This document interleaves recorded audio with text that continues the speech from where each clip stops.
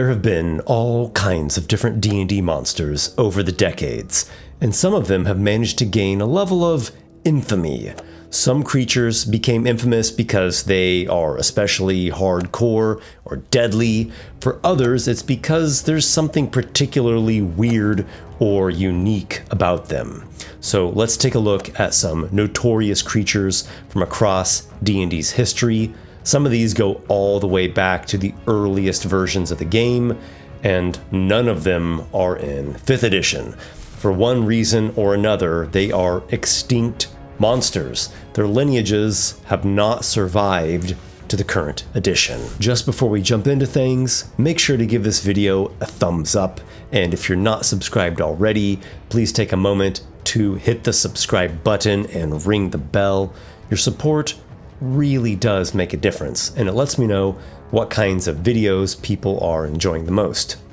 Now, ladies and gentlemen, boggles and ghouls, I present to you these infamous D&D monsters that you will not find in 5e. Starting off, we have none other than the Thoul. This comes from the original D&D box set, though you'll see here in a second, the actual stat block was not in there. It was then in multiple sets of basic rules in 1st edition, and in the Mystara Monstrous Compendium in 2nd edition, and curiously in 4th edition it appeared in Dragon Magazine number 418. The Thoul originally was just a typo. It was in the Dungeons & Dragons 3-volume set back in 1974, and listed on one of the encounter tables was this creature called Thoul, but no one could find any stats for it in the book. Yeah, just a typo. But it was subsequently made into an actual monster. Thouls are hybrids of hobgoblins, trolls, and ghouls. They have regeneration like a troll and a paralyzing touch like a ghoul, though they are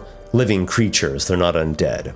Thouls are often treated as expendable slaves or shock troops in goblinoid societies, where their strengths are both feared and exploited. Most of them live short, brutal lives, but a few rise to prominence as elite warriors or bodyguards. Thouls are devout worshippers of the lawful evil god Bane, viewing their suffering as a type of divine trial. They typically dwell in ruins, caverns, or in goblinoid strongholds. However, there are some Thouls who dwell in catacombs or necropolises, living among ghouls. They embrace their undead lineage and seek to become actual ghouls or ghoul-like things. Thoul ghouls, we could say. They convert to worshipping Orcus and Dorsane, the Ghoul King, and they adopt a ghoulish appearance and lifestyle. While ghouls may accept these Thouls as allies or servants, they often exploit them rather brutally. They might be demanding flesh in exchange for future promises of undeath. This is somewhat of a paradoxical bit of lore here, because on the one hand, it does make sense that ghouls would crave this opportunity to have infinitely regenerating troll flesh to devour. On the other hand, it opens up sort of a can of worms, because it raises questions as to why trolls aren't exploited in this way all the time, and how is it that they can forever regrow their flesh and their tissues? Like, where is that matter coming from? Plus, I'm pretty sure that ghouls eat the flesh of the dead, not living flesh. Anyhow, the fact that the Thoul originated from a typo is really what makes this monster so peculiar, and really what's great is the fact that the designers rolled with it and they made the Thoul into a full-on monster. Like Bob Ross said about painting, we don't make mistakes, we just have happy accidents. And now to wipe away all that happiness is the Umbral Blot, also known as the Blackball. This originates from the Rule Cyclopedia of 1st edition. You can also find it in the Mystara Monstrous Compendium of 2nd edition, and the Epic Level Handbook in 3e. This creation began in 1st and 2nd editions as a shockingly powerful creature, though very slow. Unless the characters were trapped in an area, they could easily outrun this creature. The Blackball is a mysterious, featureless black sphere that utterly disintegrates all solid and liquid matter that it touches. Nothing is left behind, not even dust. Just completely obliterates it all without exception, relentlessly pursuing the nearest intelligent creature within 60 feet and ignoring all barriers or attacks. It's immune to all magic and all weapons except a carefully worded wish spell or through interplanar displacement via a gate spell. It's widely believed that Blackballs are the creation of ancient godlike beings, and they remain beyond mortal control. Fortunately, they are incredibly rare. In 3E, the Blackball is also known as an Umbral Blot, and it's classified as a construct. It becomes vastly more powerful, rising up to the status of an epic level monster with a challenge rating of 32. It's still a silent, hovering sphere of absolute void that utterly disintegrates anything it touches, but it now has a 90-foot flying speed and some additional powers to boot. It can create a vortex that pulls creatures into itself. It has a whopping spell resistance of 44, and it can fold planar space around itself to produce magical teleportation effects like Dimension Door and Plane Shift. It can do that at will. An Umbral Blot is often mistaken for a sphere of annihilation. That is, until it turns on its would-be master. These things are created by ancient, forgotten gods. They were originally messengers or assassins, but scholars believe that they actually turned on those original elder gods and destroyed them. So these Umbral Blot entities now drift through the cosmos, occasionally hunting down elusive targets. This thing is all but unstoppable. Most demon lords would probably run from it. This is just absolutely terrifying. Next up, we have the Ethereal Filcher coming in at challenge rating of 3. It's from the Monster Manual of 3rd edition. So compared to the Blackball, we're toning things down quite a bit now. The Ethereal Filcher is a kind of bizarre one-legged creature with multi-jointed arms and a central face. They're known for their uncanny ability to snatch valuables while phasing between the ethereal and the material planes. They're drawn to magical trinkets, so they prowl about unseen, shifting into the material plane only long enough to swipe an item from a character before vanishing away again. They are typically solitary, and they nest in secluded places such as subterranean ruins, deep wells, or hidden caves. And in there, they like to hoard their eclectic collections of all these different stolen goods. They're not really malicious. Rather, the Filchers are driven by an obsessive fascination with magical objects and collecting little mysterious trinkets. Clever adventurers are able to trick Ethereal Filchers or to appease them with decoys, and those are good ways to keep it from stealing your gear.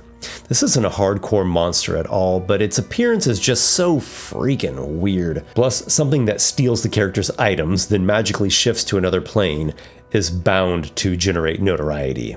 Moving along, we come to the Brain Golem. Has a challenge rating of 10, originally appeared in the Ilithiad of 2nd edition, and then got remade in the Fiend Folio of 3rd edition. Brain Golems are grotesque constructs of brain tissue created by mind flayers to serve as powerful enforcers. They're incapable of speech, but they are obedient to telepathic commands. They resemble towering humanoids with an enlarged brain for a head, and their entire body really is composed of slimy, pulsating gray brain matter. In battle, they unleash a stunning mind blast before attacking physically, and they always prioritize preventing harm to their mind flayer masters. The bulk of a brain golem is crafted from the brains of intelligent victims, but what really drives it is a brain bud. It comes from an elder brain, so the Grand Master brain at the center of an Illithid community. So the elder brain separates a piece or exudes a chunk of itself, and that becomes the brain golem's head. The head produces a force field that helps to protect the golem, sort of like a mage armor effect, and it even secretes a type of translucent skin that helps hold the entire brain construct together. There's really no end to the twisted experiments that mind flayers carry out. Their arcane rituals go to any level of depravity, serving whatever morbid curiosity or cruel goal that the mind flayers concoct. While the brain golem certainly isn't the most vile thing that mind flayers have ever conceived, there is something particularly freaky about victims' brains being made to serve as parts of a walking construct. And going even further into aberration territory, we have the Hive Mother coming in at challenge rating 16. Originally was found in the Spelljammer book of 2nd edition, then in Lords of Madness in 3E. Hive Mothers are also called Ultimate Tyrants. They are rare and immensely powerful beholders that rule over other beholderkin through magical domination. They use this unique ability to control other types of beholders, even death tyrants. Hive Mothers are particularly large. They measure up to 12 feet across and they weigh up to 15,000 pounds. They're covered in razor-sharp chitin and bone, and they have the huge, iconic central eye as well as the 10 eye stalks. The central eye emits a massive 240-foot cone of anti-magic. Some Hive Mothers retain the typical beholder eye stalk rays, while others evolve different configurations. A Hive Mother can shoot each of her eye rays as a free action once per round, choosing them as she wills, and is able to send up to 6 rays at a single target, and they reach out to 240 feet away. These beholder matriarchs are fanatical as they come, and they possess genius-level intelligence. Lesser creatures effectively worship them as gods, and they dominate beholder societies with cruel efficiency. Though they prefer to command and attack from a distance, they will engage in brutal melee combat when needed. Their maws are massive enough to devour enemies whole. By the way, 4th edition's Monster Manual 2 did have an Ultimate Tyrant Beholder entry, which was a pretty solid monster in its own way. Its lore was quite sparse though, and the designers discarded the name Hive Mother, which I wish they would have kept, as it has that alien queen type vibe to it. Next up we have the Wereshark coming in at challenge rating 4, though that could vary some. It was in Monster Manual 2 of 1st edition, the Monstrous Compendium 2 of 2nd edition, and then Monsters of Faerun in 3E. Weresharks are rare and terrifying lycanthropes that transform into hulking humanoid shark hybrids or to full-on great white sharks, though they can only do so in darkness. They are cruel and arrogant, even in their human form, and they are feared predators of coastal waters. They attack fishermen, ships, aquatic creatures of all kinds, and they have rival species like tritons and swagons and scrags. It goes without saying that they are rather formidable in combat. They boast immense strength, they have blind sight, they have a 180-foot scent range, and even when they're in human form, they can still breathe underwater. They are territorial by nature, and weresharks often dwell in shipwrecks or seaside layers. They hoard treasure, they form small packs, sometimes they even ally with sea gods. I've included this monster here not because I am a big fan of it. Personally, I like to use only a limited amount of lycanthropes and beast folk in my own D&D settings, but there's no denying just how campy and attention-grabbing the Wereshark is. Now we just need a whole siege team of Weresharks flying around in a magical tornado. The Hellcat is up next, also known as a Bezakira, comes in at CR 7 from the Fiend Folio of 1st edition and 2nd edition and Monster Manual of 3rd edition. So the Hellhound has continued its legacy into 5th edition, but unfortunately the Hellcat has not. Hellcats, also known as Bezakiras, are infernal feline predators from the 9 hells. They are devils with a cat-like form, really. They are invisible when they're in light, and they're seen only as glowing wraith-like visages when they're in complete darkness. They are intelligent, malevolent, and fierce. They are bound to serve lawful evil masters, but they will betray their masters if a more powerful patron emerges. Bezakiras fight with claws, and with cunning. They ambush enemies in dead silence, and they love to feed on live humanoid victims, which they first terrorize in order to season the flesh with fear. They are immune to mind-affecting magic and resistant to most types of weapons. They are difficult to control, and they serve Hell's interests by acting as spies, guards, and even familiars. Being that they are technically a type of devil, it is possible that lower-ranking devils can ascend to the rank of Bezakira and be transformed into this bestial cat fiend. I'm surprised that the Hellcat hasn't been reprinted in 5e. Seems like such a classic creature, and with the non-stop love for animal creatures and animal-like species, plus the Descent into Avernus campaign, just seems like such a fitting choice. And now I'm particularly thrilled to be presenting the Penanggalan, coming in at challenge rating 7, though there is a template for it, so it could be applied to other creatures and have different challenge ratings. It first appeared in the Fiend Folio of 1st edition, then the Fiend Folio of 2nd edition, then it was in Oriental Adventures of 3rd edition, which I thought was a particularly fantastic and stylish book, and it was actually in 4th edition. Believe it or not, it was in Monster Vault Threats to the Nintir Vale, which personally I would probably say that is the best 4th edition bestiary. Has really dynamic monster abilities, some great illustrations, and quite a bit of lore. Get ready for the body horror, because the Penanggalan is one of the most grotesque monsters ever seen in D&D. Like many great monsters, it actually comes from real-world folklore and myths. In this case, it is found in lore from Malaysia and other Southeast Asian countries, such as Indonesia, where they're known as Layak ghosts. The Penanggalan is said to be a woman who has made a pact with a demon to achieve everlasting beauty. At night, she detaches her head and internal organs along with it, soaring through the air as a flying head with the entrails hanging behind. She preys on pregnant women, on newborn infants, and sometimes on sleeping people. She may even devour fetuses alive. The D&D creature Penanggalan sticks fairly close to this folklore in some ways, though it embellishes and expands upon it in other ways. In its natural form, the flying head uses its intestines like a whip. It strangles and constricts prey. It also has fangs to drain blood from sleeping victims, preferably young women.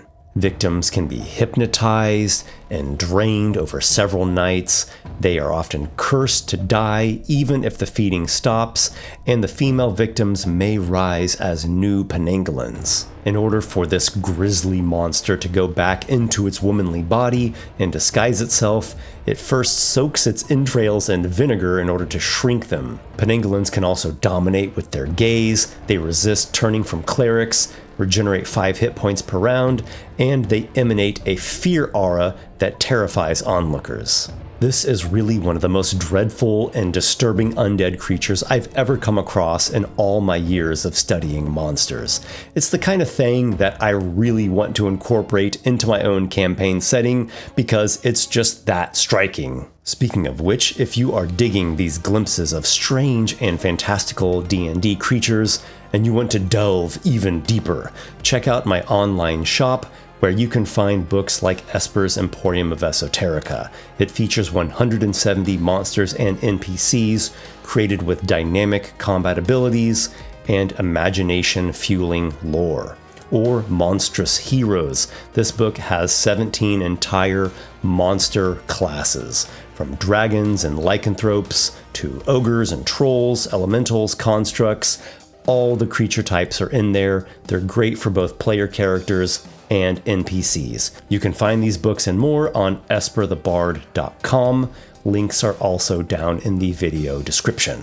And as always, I want to say a very special thank you to everyone who supports me over on Patreon, in particular, Modern Patron, Andrew Branch, Adam Wood, Nick Thy Pirate King, Jared Primont, Locke, Nicholas A., Technicolor Shale, Robert Brashini, Ben R., Tilwrench, Tornado, Agile Monk, and James from KC. You guys are the best. All right, everyone. Well, I think that'll wrap things up for now. I look forward to seeing you all in another video sometime soon. May your adventures be many.